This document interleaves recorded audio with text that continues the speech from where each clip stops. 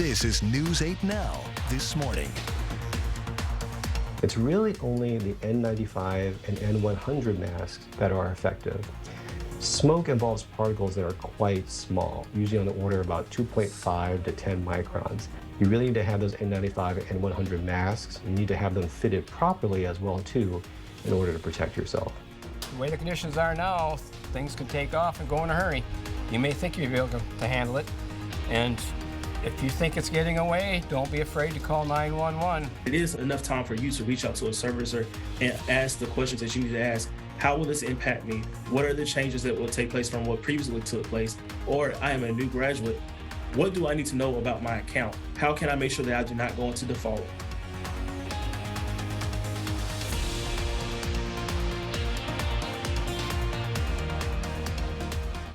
Good morning, everyone. That was your morning eye opener. I'm Sophia Pullman. And I'm Derek Sibley. It is Friday, June 16th. Happy Friday. Friday. Friday. Here we go. The weekend. The weekend is here. We have Father's Day on Sunday. Yeah. What's it going to look like for everyone? Well, I think Father's Day is going to be okay. May run into a slight chance of a shower or a thunderstorm, but other than that, I don't think it's going to be a washout by any means, though, so no need to worry about that.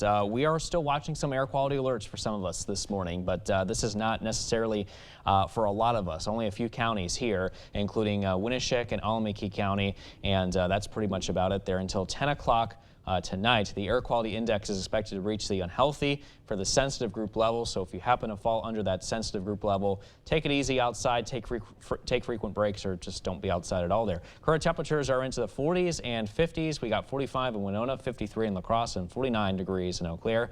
All under mainly clear skies here for us to work with this morning. And as we take a look at your planner, we are looking at a mainly sunny day today with temperatures well into the 70s here, at least this afternoon. Some spots, though, could reach the low 80s with a easterly wind in place. Allergy report here for today. The grass and pine is high. The weed is low. Same forecast once again for tomorrow. Mid-June is typically when grass pollen season counts do peak as well here, by the way. That is according to the information from our friends over at the Allergy Associates of La Crosse. I'll be back with a check on that full weather forecast. We'll talk about how long the sunny and dry pattern will last in just a bit.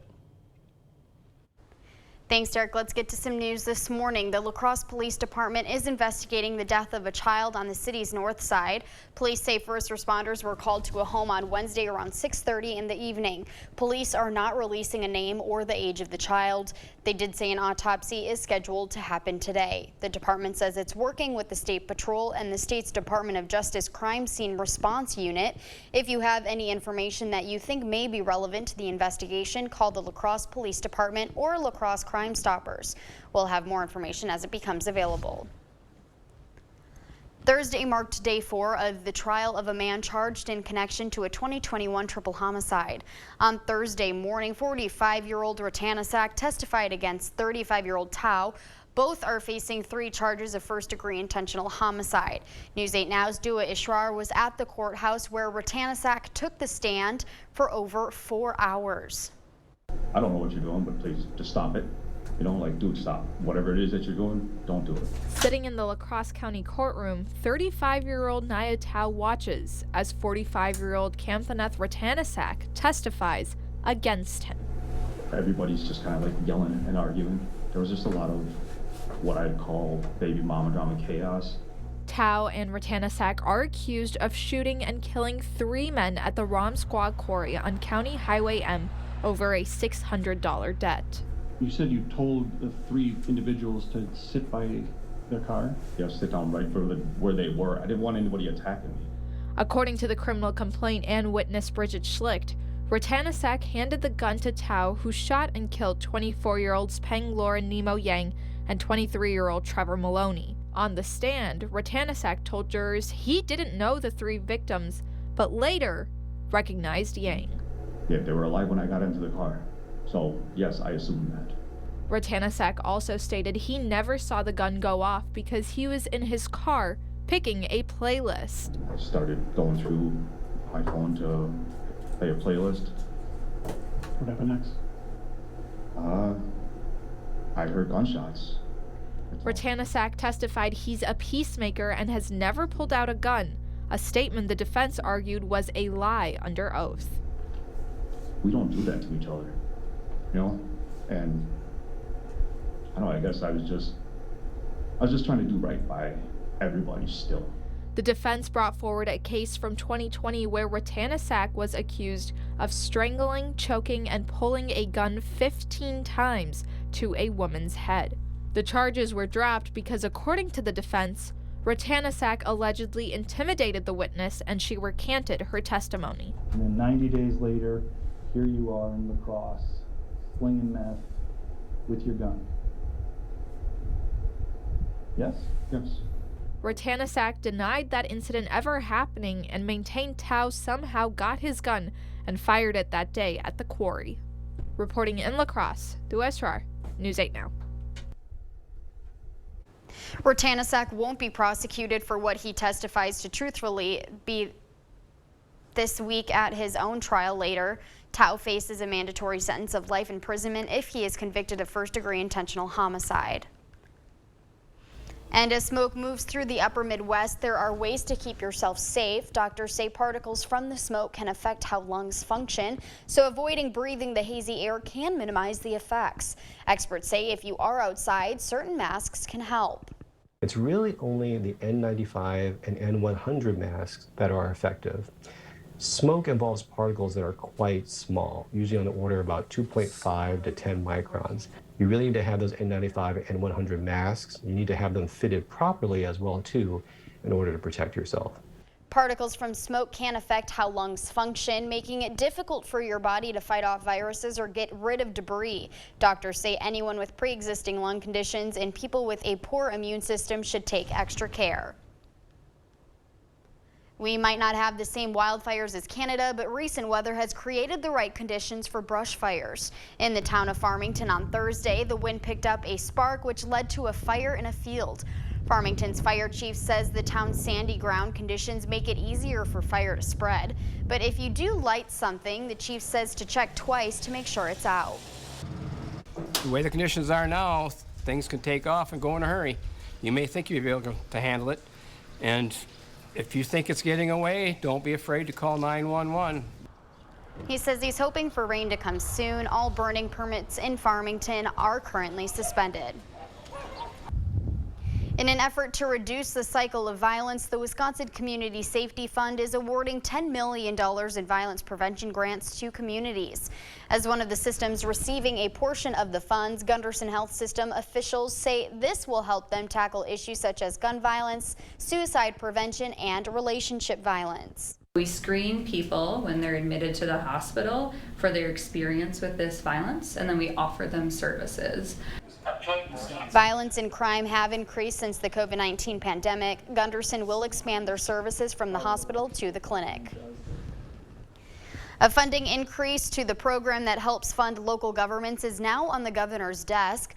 The increase to what's known as shared revenue would be the first in 2 decades. But how does it work, and when could your local towns see that new money? Let's take a look.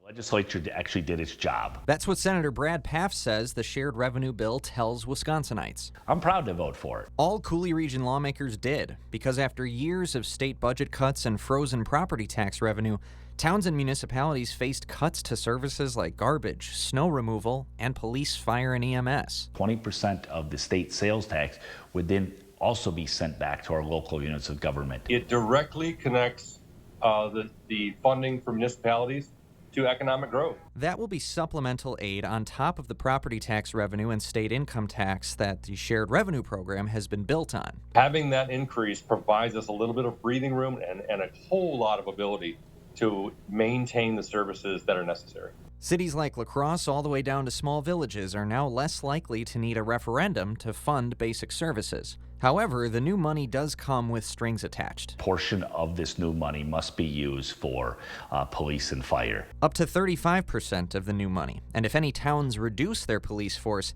their budget gets slashed. Another string triggers a partial ban on local advisory referendums. They can still, though, have an advisory referendum if it's a capital improvement project. La Crosse and Eau Claire had advisory referendums on the state's abortion ban this spring, which could have contributed to record voter turnout. Those referendums would be banned under this bill. Senate Democrats argued against that on Wednesday, but the ban stood with Republican support. I think they're cutting off their nose in spite of their face. I think that we should never walk away from hearing from the voices of the people.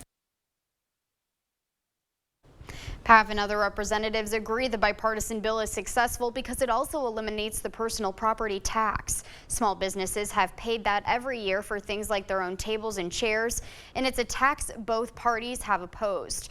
If Evers signs the bill, the shared revenue increases would kick in next summer. A new proposal to regulate wedding barns in Wisconsin is getting bipartisan support. It's part of the state's new liquor law overhaul. It would require barns who host at least 6 events a year to require Class B liquor licenses.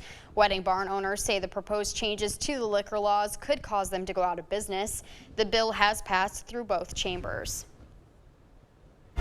Still ahead on your morning news, the new way Google is allowing you to try on clothes from the comfort of your home. And the recent announcement the Biden administration made to shine a light on those pesky hidden fees. That and more coming up this morning. For now, we're sending you to break with something to put the good in your morning. Friday marks World Sea Turtle Day. There are 7 species of sea turtles, and they're living dinosaurs. The reptiles have been around for over 100 million years. But most sea turtles are endangered. You can help by not throwing plastic and other debris into waterways. Also, obey all lighting regulations where sea turtles are nesting. Artificial light can confuse hatchlings and draw them inland instead of to the ocean, which can cause them to dry out and die. Don't go anywhere. Your consumer news at News 8 Now this morning after the break.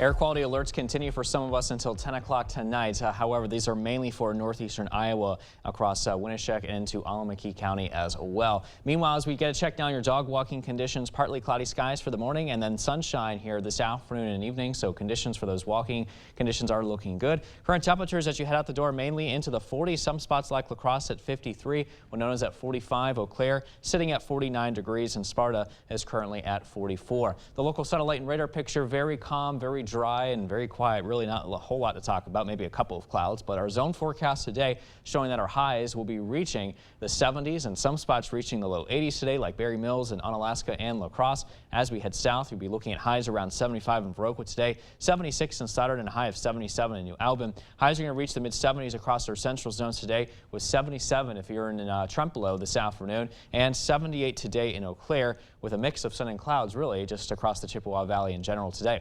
As far as your outdoor forecast goes, maybe sitting poolside or any outdoor activities, 80 degrees under mostly sunny skies. But stay tuned, I'll have a check on that full weather forecast in just a bit. We'll talk about how long this dry and warm pattern will last and what we can expect this weekend and next week.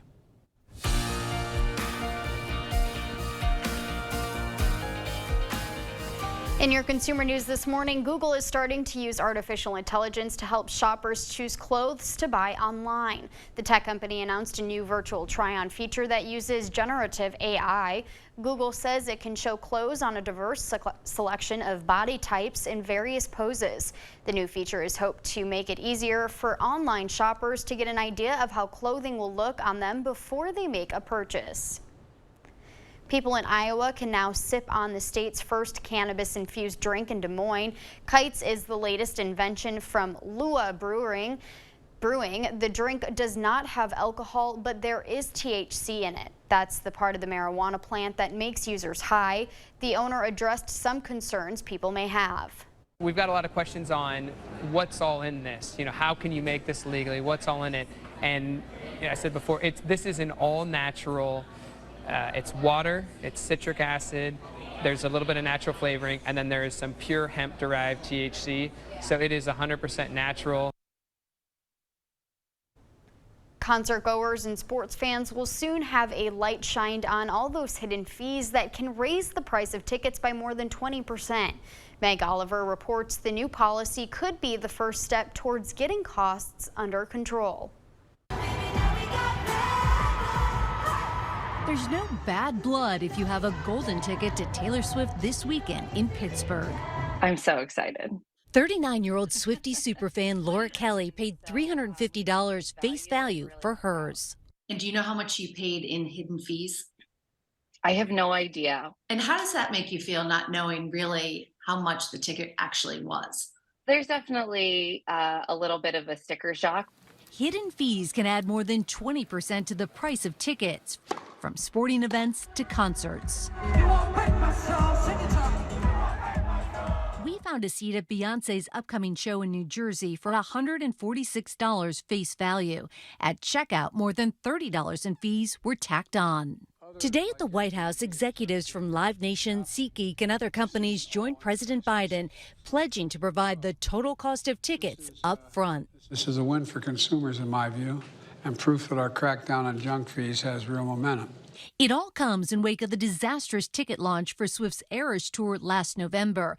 Outraged fans waited hours online before Ticketmaster suspended sales due to high demand and insufficient inventory. Brandon Ross is a media and technology analyst. Truly, it's a deceptive practice. And I think everyone in the industry recognizes that. And it's why I think Live Nation Ticketmaster is taking this leadership position. While the artists and their teams keep most of the ticket price you pay, Ross says about 75% of those additional fees go to the venue to pay for things like security, parking, and staff. A smaller portion goes to Ticketmaster. This new all-in pricing will take effect this fall. That's it for your morning consumer news. Let's check in with Derek in today's forecast. All right, thanks for that, Sophia. Air quality alerts here continue for some of us. This is mainly for our northeastern counties of Iowa into Winneshiek and Allamakee County for ozone pollution near the surface, which could cause some unhealthy conditions for those sensitive groups. So if you fall into that category, make sure to limit yourself outside, take frequent breaks, or just stay inside altogether to limit the exposure altogether as well. 53 degrees is the temperature in La Crosse. So we're looking at current visibility levels at 10 miles. Meanwhile, if you're in Eau Claire, you're looking a little colder, though. Temperatures at 49 here for you. Light north-northeast winds at 3 miles an hour. Our current temperatures across the area into the 40s. Some spots like we saw in La Crosse into the 50s, but that's the only outlier, as all of us really across the area are mainly in the 40s. So check now on your planner. We're going to be looking at 68 degrees with sunny skies at noon, 80 degrees with sunny conditions at 4 o'clock. Those clear skies are expected to continue as we head into early this evening with temperatures at 74 degrees at 8 o'clock. And our forecast high temperatures this afternoon will be rising into the 70s. Some spots like La Crosse, however, could reach 80. It could be very close to 80 degrees, however, if you're down in Boscobel, down to the south. We got clear skies all across the Coulee region now, which are expected to continue throughout the day today as long as high pressure near the surface continues to build across the northern U.S. And you can see it just positioned just north of the Great Lakes region. That system is going to continue to dominate our weather and give us mainly dry and sunny weather conditions to work with as it continues to build across the upper Midwest, as you can see there this afternoon. But the system is expected to slowly start to move away from us as we head into tonight, and we may be looking at some clouds beginning to increase from the west as we're watching this next weak disturbance here developing to our west as well. That may help increase the moisture here a little bit as we head into the day tomorrow. Maybe a slight chance of a shower or two, but I think for the most part we may just see a few more clouds than what we have here in the forecast for today. Now, the upper air currents are a little bit interesting because we are under the influence of a broad high pressure system that has been controlling our weather pattern here lately, and it's only expected to continue to build and intensify as we head into next week. And that's not good news because it's already been dry and it's going to be very hot here along with that. And you'll see on the 8-day forecast that our temperatures are going to be picking up as a result. In fact, we're expecting highs to only be in the low 80s for this next couple of days before we start to warm up substantially into the upper 80s and even the low 90s as we head into next week. In fact, many days as we head into the work week next week, looks like we could be looking at those highs in the low 90s just in time for the official start of summer, which is on Wednesday. Meanwhile, low temperatures in the 60s. Stay tuned. We're back with much more news and weather still to come on News 8 Now this morning. We're back after this quick commercial break, but here's a check on this day in history for June 16th.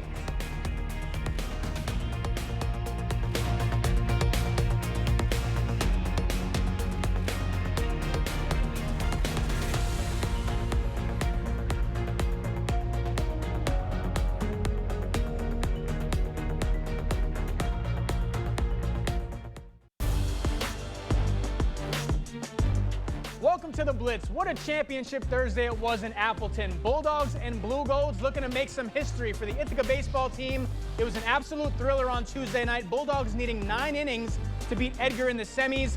They got the walk-off win. Now they're just one win away from their second state title in school history. Chilly morning at Fox City Stadium for the Division IV state final. Ithaca clashing with Pecatonica. No score in the third, but the Vikings break through. Tyler McKeon finds the gap in left center. Charles Anderson's going to come in and score to make it 1-0, and Pecatonica was just getting started. Later in the inning, Lucas Rui is going to fight one off into right center. That's going to play two more. Vikings put up a 5 spot in the third. They tack on 2 more in the fifth, take a 7-0 lead. Bulldogs get one back in the bottom of the inning. Then in the sixth, Ithaca keeps it going. Micah Salisbury back up the box for a base hit. Lincoln Manning scores on the RBI single. It's 7-2.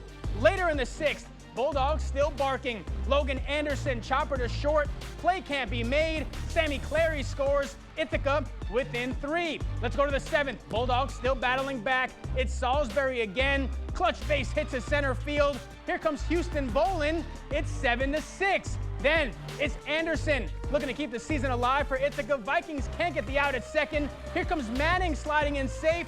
Bulldogs tie it at 7. Ithaca fans going absolutely wild. Then with the winning run at second, it's Ethan Cockcroft looking for the walk-off, and the senior comes through with the biggest hit of his life.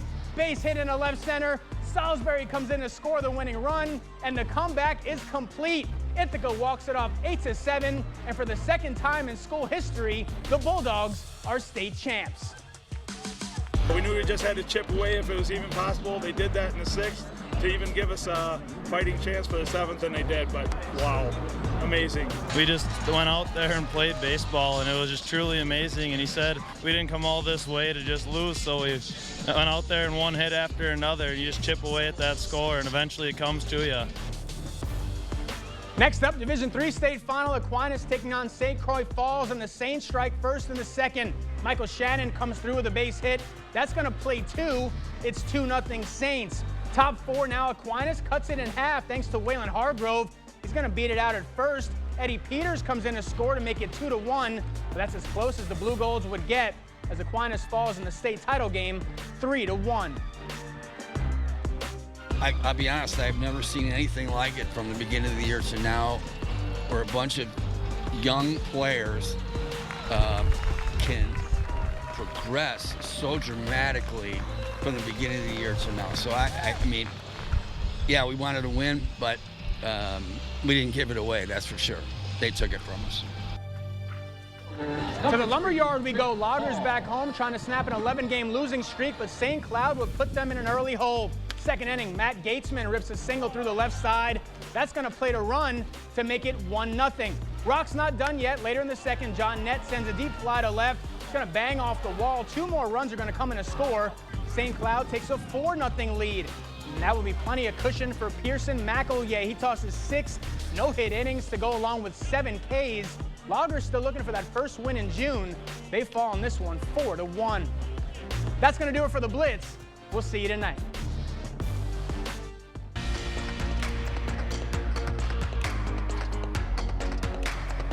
Breaking overnight, Denver police officers rushed to investigate a shooting at 17th and Curtis after the Nuggets NBA championship parade and rally came to a close on Thursday afternoon. Officers said that 2 victims were located and rushed to Denver Health Medical Center. Denver Police Chief Ron Thomas said that the shooting occurred as people were leaving the downtown area. Investigators said a black male had fired a weapon, striking 2 people in what is believed to be a targeted incident that was unassociated with the parade and other festivities. The pandemic-era pause on federal student loan payments is set to end, and this time there will be no extensions. The Department of Education has confirmed a timeline for repayments to resume. Karen Kafa is in Washington with what borrowers need to know.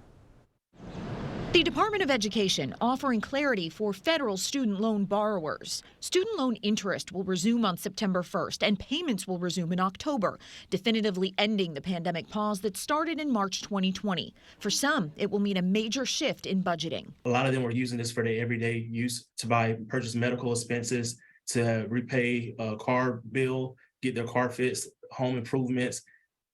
Is a lot of things that have happened in this 3 years. Jalen Herbin of the Center for Responsible Lending says borrowers should use the summer months to get their finances in order. It is enough time for you to reach out to a servicer and ask the questions that you need to ask. how will this impact me? What are the changes that will take place from what previously took place? Or I am a new graduate. What do I need to know about my account? How can I make sure that I do not go into default? The Department of Education says it will be in direct communication with borrowers before repayments are due. Borrowers are also waiting to see if the Biden administration's student loan forgiveness program can legally move forward. 2 lawsuits accusing the Biden White House of overreach reached the Supreme Court. Their ruling is imminent. The Biden administration estimates more than 40 million low and middle income federal student loan borrowers would qualify for some debt cancellation. The Justice Department says it will soon release the results of its investigation into the Minneapolis Police Department following the murder of George Floyd. Attorney General Merrick Garland has called a news conference for 10 a.m. this morning at the federal courthouse in Minneapolis. In 2021, the feds launched an investigation into Minneapolis police practices 1 year after Floyd's death. Video shows former police officer Derek Chauvin holding Floyd down by kneeling on his neck and back while Floyd repeatedly said he couldn't breathe. His murder launched protests all over the country and brought the Black Lives Matter movement into the mainstream. As far as the details of Friday morning's announcement, the Justice Department would not release any advanced information. Across some of the United States, rain has been in short supply this summer. Northern Minnesota has only seen about a quarter inch of rain over the past month, marking the area's driest 31-day stretch on record. Nearly 20% of the state is in a moderate to severe drought. John Lorenstein talked with a farmer about why early summer rainfall is so vital for his crops.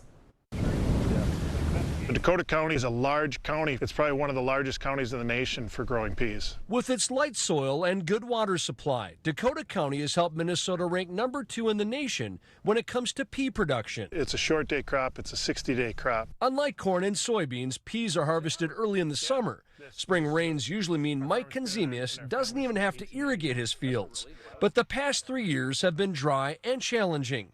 He's placed moisture sensors around his pea plants to help conserve water while he tries to grow his crop. It's kind of scary because there's not much subsoil moisture, and so it's built and the problem's gotten worse. This field behind me is just 2 or 3 days from being harvested, but it's not just the dry weather that's impacting the pea crop. Heavy smoke from wildfires has also meant a lack of sunlight, and it's slowed the ripening of his pea plants. Time will tell how we end up with the crop this year, but obviously we don't like the smoke. He also worries that farmers will get frustrated and give in to urban sprawl or give way to solar farms.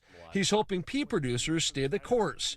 And Konzemius believes one way to make that happen is to get a heavy dose of rain from Mother Nature. An inch a week would be great. Our corn is getting to the point now that the corn needs it too. And so yeah, we could use about an inch a week. It'd be nice.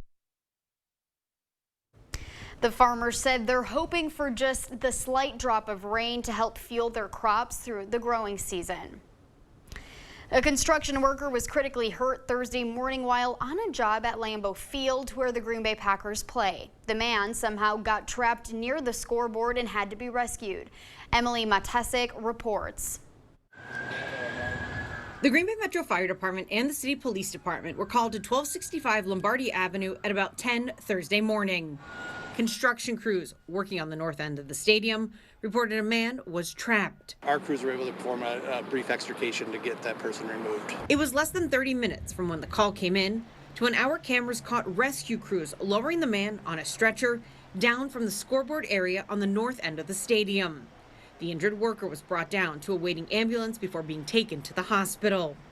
Fire officials wouldn't elaborate on how the man became trapped or what may have led to the incident. There's ongoing construction throughout this building. We're working closely to determine specific locations and the specific areas and causes of where this actually occurred. And like I said, that will be put out as soon as we can, but it's part of our ongoing investigation. Myron Construction, the general contractor working on several projects in and around Lambeau Field, says the incident happened in the north end scoreboard area of the stadium. OSHA, which is investigating the incident, said the injured man is a subcontractor who worked for Mavid Construction. Myron Construction put out a statement that read in part, "We do not have further details of the incident to share at this time, aside from the fact that the investigation is ongoing and we are cooperating fully with the appropriate authorities. Our main concern is for the individual involved, their family, and the team members on site." The construction project happening near the scoreboard at the stadium has been put on hold during the investigation into what happened. A volunteer with the Wisconsin Humane Society has a knack for catching animals in need. 2 endangered baby falcons are getting help thanks to her. People spotted the falcons in downtown Milwaukee, a rare sight to see for most, but this is just another day for Joyce Conkel. She spotted the first falcon quickly right alongside a building. After a few minutes of searching, a group of people spotted the second falcon on the ledge outside the U.S. Bank building. Conkel says she's glad to have saved the birds. That's our goal in all wildlife, to get them back to the wild again. The Falcon Recovery Program set up the nest on a Milwaukee building to help with repopulation. Here is Derek to tell us what to expect in our morning commute. Sophia, we're still watching some of these air quality alerts in effect for some of us this morning, but these are mainly for our northeastern Iowa counties for us to work with this morning. So if you're in those shaded areas such as Alameda County, also into Winnebago County, just be aware that the air quality may be a little bit sensitive if you will fall into that sensitive group criteria. Here's a check on your forecast today. 80 degrees, mostly sunny and seasonable. Wind speeds looking light and variable. For tonight, temperatures dropping to 57 degrees, partly cloudy skies and slightly on the cool side as well. Winds continue to remain light and variable. Current temperatures across the area mainly into the 40s. We got 49 in Eau Claire, 48 in Winona, 44 in Sparta. We're at 50 now in Viroqua, and temperatures in La Crosse are currently at 53 degrees. Check now the satellite and radar picture. Things continue to remain very dry, and that's pretty much in the forecast today for the mowing conditions as well. If you haven't had a chance to do that yet this week, we're looking at 54 degrees here with a few clouds and lots of sunshine here around noon, 68, 77 degrees, and sunny by around 5 p.m. this afternoon. I'll have a check on that full weather forecast coming up in a bit. We'll talk more about the sunny and dry conditions and how long this pattern will last here for us. Coming up in our Buzz Report as well, the late actress whose final film is just around the corner.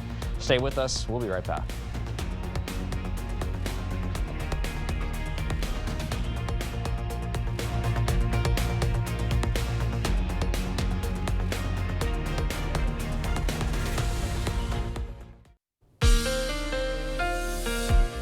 Air quality alerts are once again in effect for some of us here this morning. This is mainly down towards our southern zones in the vicinity of northeastern Iowa for Winnebago and Alameda County until 10 o'clock tonight. And that's because these locations are looking at the ozone polluted near the surface, which in turn is going to cause some unhealthy conditions for the sensitive group. So if you happen to fall under the sensitive group category, make sure that you limit your time outside. If you're going to be outside, take those frequent breaks or just try to limit your time altogether by staying indoors as much as possible. Meanwhile, to the north here in La Crosse, we're at 53 degrees, a lot less hazy here today. I'm happy to tell you that. Calm wind speeds here as well. Mississippi River 4.92 feet. Current temperatures to the north in Eau Claire, 49 degrees here, looking calm. North-northeast winds, though, very light at around 3 miles an hour. Current temperatures across the area mainly into the 40s. Some spots are in the 50s, though. Viroqua was at 50, as we saw in La Crosse as well, 53. 46 in Bosque Bell, 46 as well. Pretty Shane, 48 degrees to the west in Winona. So as we take a look now at your planner, we'll be at 52 with a few clouds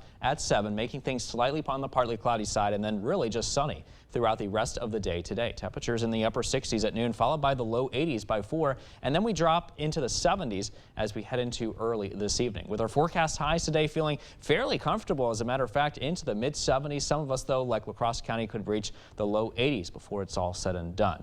But right now, things continue to remain very dry across the Coulee region, and that is all thanks to an area of high pressure that continues to build across the northern Great Lakes region, and that is sending in a lot of dry and just overall calm weather conditions for us to work with here during the day today. And that system is going to continue to build across our area, as a matter of fact, here this afternoon. And that should allow conditions to remain fairly stable here throughout the day, and just a few clouds, if anything. Now, if you look back towards the west, we are watching this next week system here building, and we will be looking at some increased cloud cover as we head into the day tomorrow in response to this developing very weak low pressure system that we'll be keeping our eyes on. Not really expecting any rain chances from the system as it gets closer to us later in the weekend, but by Sunday we could be looking at some increased clouds for Father's Day, however, with a slight chance of a shower or thunderstorm. So I do want to show you the upper air currents, and you can see that we're under this ridging here of high pressure aloft that's helping to keep our weather pattern pretty dry. Now, I do want to fast forward as we head into next week, because look at the ridge here. It's going to continue to build across the area, and this means that we're going to be looking at some pretty hot and dry weather conditions in this type of pattern that that's not necessarily good news. It's nice weather to work with, don't get me wrong. It's just that we definitely need the rain across the Coulee region right now. But there's only a slight chance of a shower or storm here for Father's Day on Sunday, and just pretty hot and dry with a mix of sun and clouds as we head into next week, with highs mainly into the low 90s and lows in the 60s.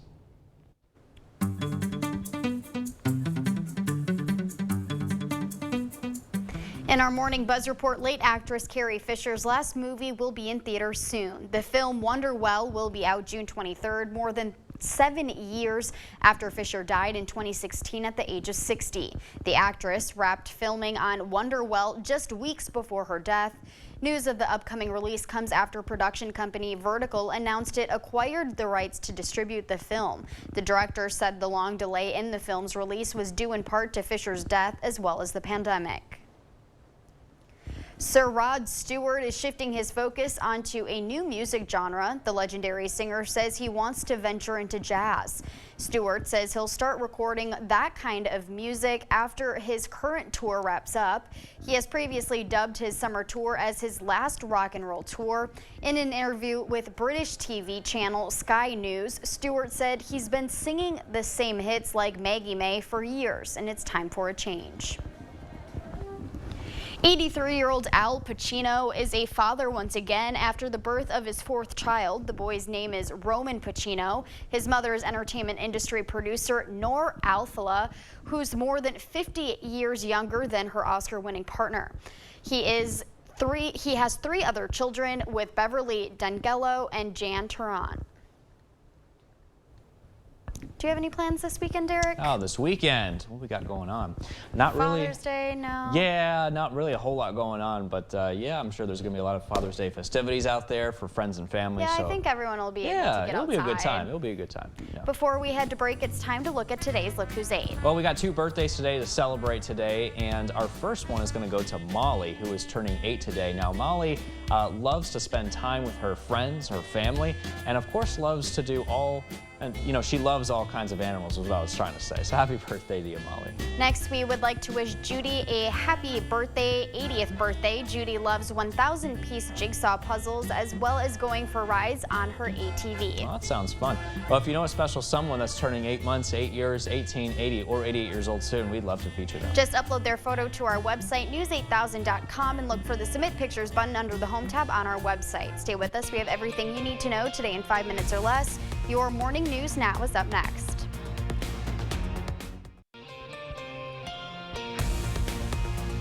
The La Crosse Police Department is investigating the death of a child on the city's north side. Police say first responders were called to a home on Wednesday around 6:30 in the evening. Police are not releasing a name or the age of the child. They did say an autopsy was scheduled to happen today. The department says it's working with the State Patrol and the state's Department of Justice Crime Scene Response Unit. If you have any information that you think may be relevant to the investigation, call the La Crosse Police Department or La Crosse Crime Stoppers. We'll have more information as it becomes available. And as smoke moves through the upper Midwest, there are ways to keep yourself safe. Doctors say particles from the smoke can affect how your lungs function. So avoiding breathing the hazy air can minimize the effects. Experts say if you are outside, certain masks can help. It's really only the N95 and N100 masks that are effective. Smoke involves particles that are quite small, usually on the order of about 2.5 to 10 microns. You really need to have those N95 and N100 masks. You need to have them fitted properly as well too in order to protect yourself. Particles from smoke can affect how lungs function, making it difficult for your body to fight off viruses or get rid of debris. Doctors say anyone with pre-existing lung conditions and people with a poor immune system should take extra care. We might not have the same wildfires as Canada, but recent weather has created the right conditions for brush fires. In the town of Farmington on Thursday, the wind picked up a spark, which led to a fire in a field. Farmington's fire chief says the town's sandy ground conditions make it easier for fire to spread. But if you do light something, the chief says to check twice to make sure it's out. The way the conditions are now, things can take off and go in a hurry. You may think you'll be able to handle it, and if you think it's getting away, don't be afraid to call 911. He says he's hoping for rain to come soon. All burning permits in Farmington are currently suspended. In an effort to reduce the cycle of violence, the Wisconsin Community Safety Fund is awarding $10 million in violence prevention grants to communities.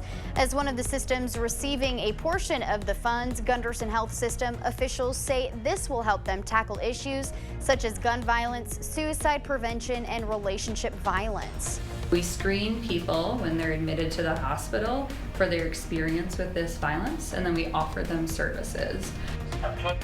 Violence and crime have increased since the COVID-19 pandemic. Gunderson will expand their services from the hospital to the clinic.